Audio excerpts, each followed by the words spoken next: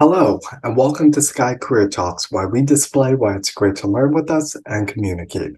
I'm your host, David James, and today I'm super excited to be speaking with journalist and news anchor Bill Liss from WXIA 11Alive in Atlanta, Georgia. Bill's career has spanned between investigative, consumer, and legal journalism, as well as the public affairs and public relations field. He joined WXIA in 1989 as part of the 11Alive morning news team, airing a daily Money Matters report for more than 18 years. He also anchored and directed the 11Alive help desk team, formerly titled Call for Action, for more than 15 years. His reporting focuses on special assignments, along with covering consumer, financial, and legal developments. Bill has earned a dozen Emmy Awards, as well as being named Georgia Broadcaster of the Year in 2012. In addition, he's been awarded the Silver Circle Award from the Southeast chapter of the National Academy of Television Arts and Sciences, the Edward R. Murrow Team Investigative Reporting Award, plus reporting awards from the Associated Press, the Association of Black Journalists, and the Atlanta Bar Association. Some interesting facts about Bill is that he's a U.S. Air Force veteran and is active with programs within the United Service Organization in Atlanta. He's also a pro bono attorney with the Georgia Justice Project in his spare time, handling significant criminal record restriction and expungement projects. Bill Liss is also a graduate of Rutgers University, and he holds a Juris Doctor from Seton Hall University. Without further ado, we welcome our guest today, Bill Liss. And we are joined today by news anchor and journalist Bill Liss. Thank you so much for being here.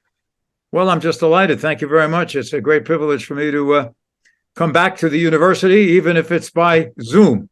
Yeah, absolutely. So to help kick us off, explain to me a little bit about your career journey and your background.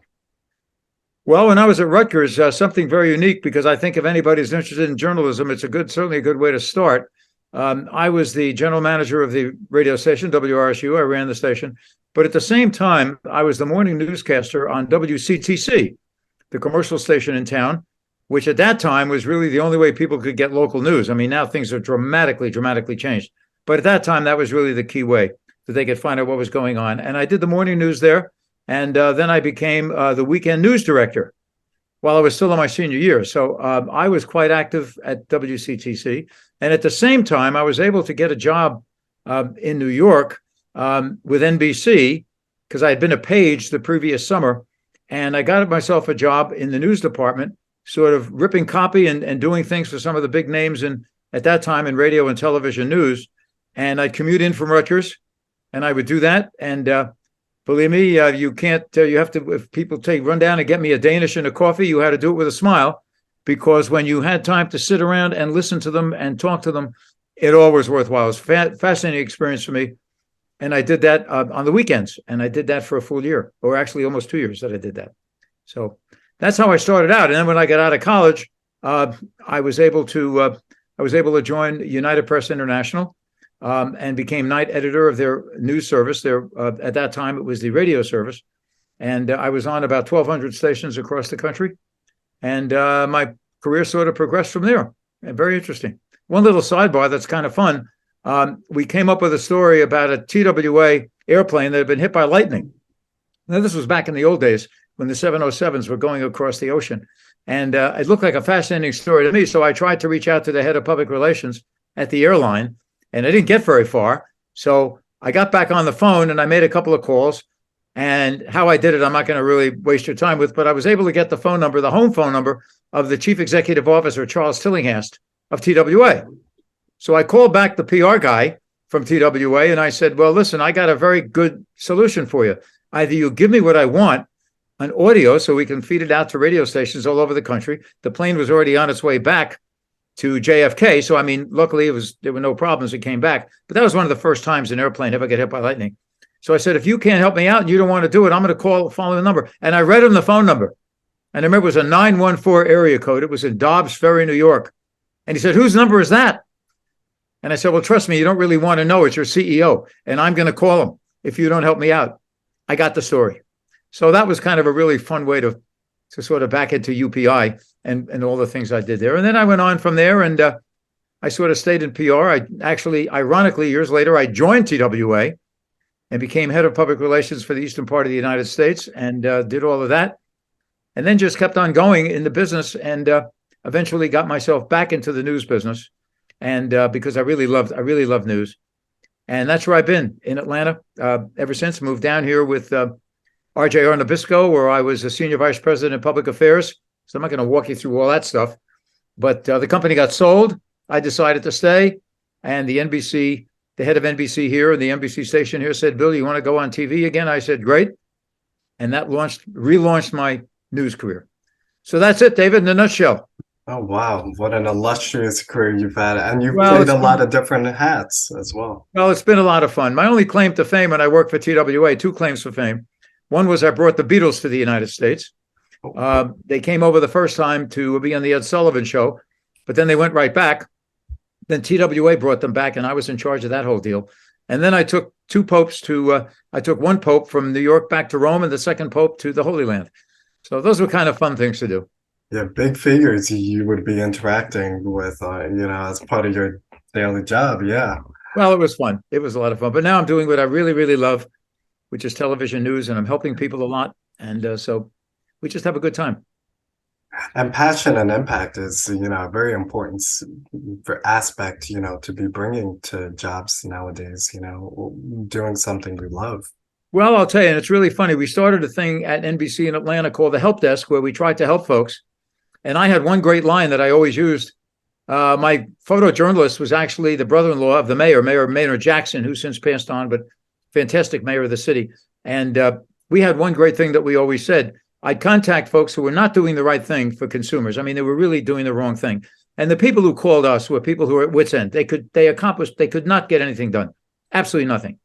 And so when I called the bad guys, and eventually had to get my phone unlisted, by the way, but when I call the bad guys, I say, well, you have a choice. Either you can help David and help him solve his problem because you're not doing the right thing, or I've got something you don't have. And they got very arrogant with me and said, well, yeah, what do you have that I don't have? Well, I said, it's very simple. We have a camera. And we have about 100,000 or maybe more people who watch us. So if you don't want to cooperate, I'm just going to tell you a story and let the people make their decision. You'd be surprised how many immediately came through and said, great, we'll be happy to help you out. So we were very successful. And it was no fault of mine. We just used the medium that we had to try to help people, which to me is really what this medium is all about. It's the best thing we can do. Yeah, utilizing the platform that you're given to. Absolutely. So I'm interested, and students are interested to learn, what does a day in the life of a journalist and a news anchor look like for you? Well, I'll tell you, you've got to, for a long time, you've got to start out willing to do murders, rapes, fires, and just hard news. You just have to be willing to do that. That comes with the territory. But I always tell young people going into this business that the smartest thing you can do is get hooked up with either a newspaper or a television station or a radio station, for that matter, which are in a smaller market. Now, the reason I say that is because the experience you're going to get is across the board. You're not just going to be covering one thing. You're going to be asked to cover any number of things, including sports, perhaps, or music, or and music meaning the arts in general, or hard news. And you're going to get experience that you would never get anywhere else. And even the weather sometimes. And then you just work your way up into the larger markets until you get to the place where you really want to be. You'll notice if you start to take a look at careers of people who have been in this business, you'll notice that you'll see 3, 4, 5 places they've been. It's not unlike the military where you're going from place to place. But in this business, you're gaining enormous experience each time you move on. And the key to it is starting in a smaller market where you can get all the experience you need and not making a lateral move. That accomplishes nothing. You want to take a look at, hey, where is this station? Is it number 205? And now I have an opportunity to go to number 102. That's what you want to do. And you just want to keep moving up. Now, you don't want to take 20 years to do that. But generally, after a couple of years in a place, you've got the experience you've gained, you can do it, and then you can move on. And you're going to notice if you go to a real small market, you're going to be really have amongst you a lot of young people, which is terrific because they're all getting the same experience you are, but they're all going to be moving on. That to me. And when you get to a market like Atlanta, which is one of the, certainly within the top 10. I think we're now number 6 or 7. I think number 6 now, of the top markets in the United States. This is not where you want to start, because you're not going to come in as a field reporter or as a specialized reporter, because now the stuff I do is mainly very specialized. You're not going to have that happen if you first come in. But if you come in with a CV which shows that you've been at other places, you've gotten a broad range of experience, that makes you so much more marketable. And just take a look at some of the people who have gone this route. You can see it if you go into, the various stations and you look at their bios and you see where they've been. So that's what I recommend. And young people get started. That's the way they should proceed. And what type of skills do you think students need to start looking into or start honing in terms of their craft now? Well, the journalism field, David, has changed now so radically. I mean, it is so totally changed with bloggers and TikTok and all of this stuff that's out there. I think if you want to go into this field, you have to have at least a few qualifications. Number one, you have to have a basic sense of total honesty. Number two, you've got to have integrity, that you're not going to fall into the traps of just satisfying some press agents or satisfying some publicists in trying to get things on the air or to write things. And you're going to have ethics, enormous ethics. Now, I don't have to tell you, if you look around right now at some of what's out there, the word ethics is being questioned every day of the week. And journalists are being questioned every day of the week on ethics and also on honesty and integrity. These are the 3 basic qualities you've got to have. And also, you've got to have the ability to sift through the chaff. There is so much chaff out there. There's so much untruth. There's so many half-truths that are being told. You have got to be able to sift through all of that and really get down to the facts. Now, the one advantage I have, and it's an advantage, is the fact that I am a lawyer. And that allows me to really, because of my legal background, and I'm also a volunteer attorney here in Atlanta. I do a lot of pro bono work in a clinic. And the reason I do that is because you have to be able to sift through all of this stuff and really get down to the basic facts. And listening to a client telling you a story is no different than listening to an executive of a company, or listening to a police officer, or listening to anybody. You've got to be able to sift through it and get to the basic facts. And you've got to learn how to do that. And then you have to get the honesty and the integrity to tell the story the right way and not get sucked in. So that's what I think the basic qualities really. And you also, if you really, and you have to believe in truth. I mean, I should have mentioned that as really the top thing. Truth. You take a look at the internet, you take a look at some of the blogs and things that are out there, and you can almost pick out the things that are simply blatantly not true. And you have to be able to cut through all of that. Anyway.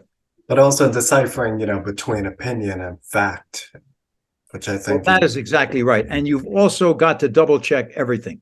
You've got to be able to know that your facts. You, in the essence, when you go into a smaller market, and I want all the young people to know this, you're going to be on your own. You're going to pretty much making these decisions on your own. You don't have a group of people.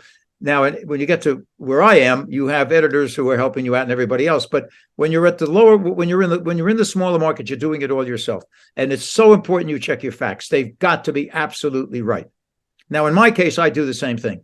I just finished the story with the United States Secret Service, with the chief agent regarding PPP fraud and unemployment insurance fraud, which is rampant, as you all know. And I called back that chief agent 3 or 4 times to check every single fact, including one where he had told me in an interview, well, this woman is now in the federal penitentiary. Well, I mean, to say that is one thing. Now, what if I put that on the air and for whatever reason he made a mistake and she was not in the federal penitentiary? As a lawyer, I can tell you I'm opening myself up for a huge lawsuit. So I had to call him back 2 or 3 times and have him go back in the fact sheets and absolutely, totally determine that's where she was. I'm only telling you that story because that's fact checking, and it's got to be done. Reporters have to fact check. Now, in a spot news story, when you're out in the street and there's an accident or a fire or something's going on, you have to rely on the police officers and the federal and the people out there who are really close to it, that they're going to give you the facts. But if you're dealing in any kind of an investigative story, you've got to make sure you're right every single time. So how does one get into this field? Is this still through, applications, on career websites, networking, having a LinkedIn presence, or even building a portfolio or a reel? Well, I'm telling you, the way to do it is the way I did it. You start really right when you're in the university. whether it's at the undergraduate or the graduate level. You can start. You go out and you look for opportunities. I also was the undergraduate editor of the Alumni magazine. And I also, there was a weekly newspaper in one of the towns, I think it was in North Brunswick, and I wrote for them. So, I mean, you really have to go out and you have to find these opportunities just to find ways to get started doing it. If you make a blind application wanting to go into the journalism field and you have no experience whatsoever of any kind, it's going to be very difficult for you. So the way to do it as an undergraduate or graduate student is start at the university level. Try to get involved in working within the university structure. Where they have places where you can write, the radio station, the Targum. I mean, there've got to be ways that you can get involved. You've got to get a little basic kind of background. And of course you have the academic background, which is superb. I mean, the academic background at Rutgers really sets you up very, very well. But what people are looking for in our business, what have they done? What have you done? Have you had any experience at all? And if you haven't, it makes it very difficult, really, to break into this business with no experience. But even if you say you were writing for this at the newspaper, or you helped out in the PR department, if you want to go into public relations, or you've worked for the local newspaper, or you're working for the Targum, at least it shows that you have gotten some experience. You've got your feet wet in the business. That's the way to start. And journalists are essentially storytellers, and journalists write every day. That's right. And they're always, engaging with the community, essentially building up their network, but also trying to explore, different stories of the community, and really trying to, understand their audience. Well, that's the other thing I didn't mention, and I'm glad you brought that up. And certainly you who are going to become an ethics expert are going to really appreciate this. You really have to keep your eyes open to what I call enterprise journalism. What makes the real stars in this business, even in the local communities. You don't have to go to some big network or some big thing. In the local communities are the people who go out and they find enterprise stories. They find something good going on everywhere. Perfect example. My granddaughter was applying to the universities, and all through her years as a student in the public school, and she went to public high school, and as a student going all the way from the elementary grades up to high school, she took the school bus. And it was the same bus driver for 22 years who drove that school bus. She decided to go to the University of Michigan, and the school bus driver found out about it. And she kept diaries of all of the young people who she knew since they were this big. And they grew up, and there they were in the higher grades. One day at my daughter's home arrives this big package, and it's a quilt made out of all of these logos of the University of Michigan and all. And she made a thing with her name with the University of Michigan. She made towels. She made all this stuff.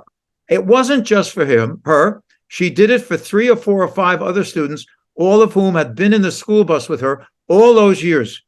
And she said when they got on the bus, they were her children. Well, I saw an amazing television story there.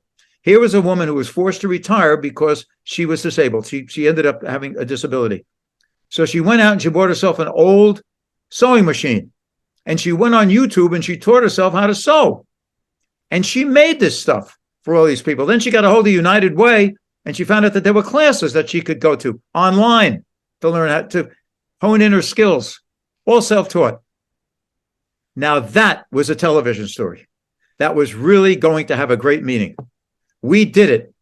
And what I didn't do it, I had one of our top anchors do it, who's a mother of 4 children. And I said, that's the person who should tell this story, not me.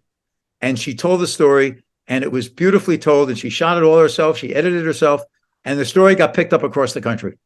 So that's what I'm saying. That's what young people, you go out, you got to look for this stuff. It's not going to come and hit you over the head, but you got to say, wow, that's a story that everyone is going to love. It has impact. It has viewer or interest and impact. That's what television is really all about. I mean, that is really what makes it. I tell you that whole story because working for a local newspaper in New Brunswick or North Brunswick or Somerville or any of these little towns, or working for a local radio station like WCTC, you go out and you find this stuff. And the beauty of it is you don't let it go. You go and you do the stories. Hate to be so lengthy about that, but that is that goes to your point exactly. And that's, by the way, what's going to get you the job, Because if an employer sees in the journalism field that you have really taken time to seek out the stories that most people just don't pay any attention to, it's going to go a long, long, long way, because that sets you apart. Well, that passionate spirit also brings me to my next question. Like, what is your favorite part of the job? What still motivates and drives you to still be a journalist and a news To me, anchor? it's holding the powerful accountable. I do a lot of that. I think what people get away with nowadays is absolutely insidious. And I'm not going to bore you with what I'm working on, but I'm working on one in which we're going to hold our county commission accountable for something it did with the rescue funds. Now, granted, they're not going to invite me to their Christmas party. I've already figured that out. And they're not going to invite me to the New Year's Eve party, because we've done 4 stories already on it. And each time I do another story is one less invitation I'm going to get from them. But we are going to prove that what they did was not what they said they were going to do. And that, to me, is one of the most important things I do, is holding the powerful accountable for what they do. And then when you can get other people involved, in the case of what I'm working on now, Common Cause, which is the most credible watchdog group in the United States. And they took a huge interest in what we're doing in this. I'm only giving you that as an example because that's what makes the job so challenging and so much fun. And also the help desk stuff that we do. I think that is, to me, the most rewarding part of my job. I just love doing that stuff. And I also do consumer news and financial news. And as a lawyer, I'll get involved in the legal news. I handle the airline industry because I spent many years in the airline business. And so and of course we have Delta based here, so it's a very substantial part of our cadre here of companies. So I look after the airlines. But basically, I find that to be the most passionate part of the job, is going out and really finding things which the average person is not going to cover, but things that the audience is going to be most interested in, and helping people. Absolutely. And I think this is great for our students, also alumni who might be looking to pivot into journalism, knowing that there is an impact, working with local newspapers, local stations, smaller markets, getting to play all sorts of different hats, but also knowing by engaging with the community, by communicating with the community, they too themselves can create impact. And it can be something much larger than just, Well, you're so right. And the fact in our case, we're owned by the same folks that own Gannett. And we've got like 50 some odd TV stations across the country. And we're also very tightly tied into CNN and MSNBC and the various others. So a lot of my stuff does get out there and just doesn't stay. So I don't look at us as being a local station at all. I look at us as being NBC. And the stuff that we put on that's really credible will definitely go outside of the realm of just where we are. We just happen to do it here in Atlanta. So are there any, to end, are there any lasting words that or words of wisdom that you want to tell students, or rather tell your younger self? Well, I would think the most important message I could leave anybody is have a passion for this business. Have a passion for what you're doing. If you just want to get on and write a bunch of words that people are going to read simply because you got to fill space, and I know somebody who's doing that at a newspaper and they're just filling space, don't go into this business.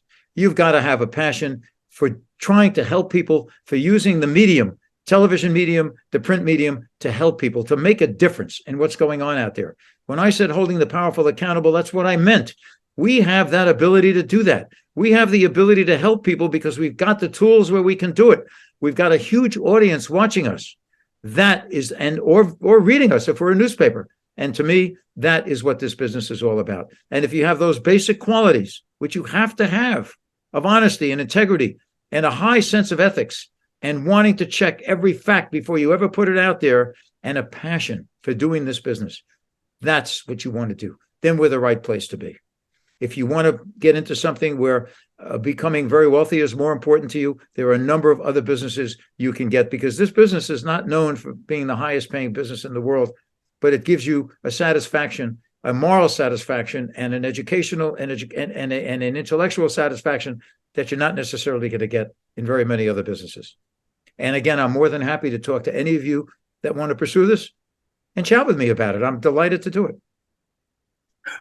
Well, thank you, Bill. Very wise words and just very valuable words for our current students and alumni. And thank you for this opportunity, just being here and sharing your insights, your perspectives, and just your illustrious career. Oh, and listen, one other thing. Don't get discouraged if you only have to sign a 1-year contract or something like that. A lot of people in this business do. That's what this business is all about. So if you have to move on by no fault of your own, don't give up. Really, please don't give up. Because if you have it in your gut that you really have that passion to want to tell people the truth and tell people things that can change people's lives, stay in this business. Just move to a different market. Go somewhere else. And believe me, you'll make it. You'll make it. And if you have any doubts, call me. Send me an email. I'm happy to talk to you. I'll reinvigorate you in about 30 seconds. David, thank you so much. No problem. Thank you, Bill. I really appreciate you taking the time out of your day to do this. Thank you all for joining us for Sky Career Talks, and be sure to share, like, comment, and subscribe. Also follow our LinkedIn group page, Sky Career Corners, to connect with our brilliant students and alumni. Until next time, I'm David James. Take care.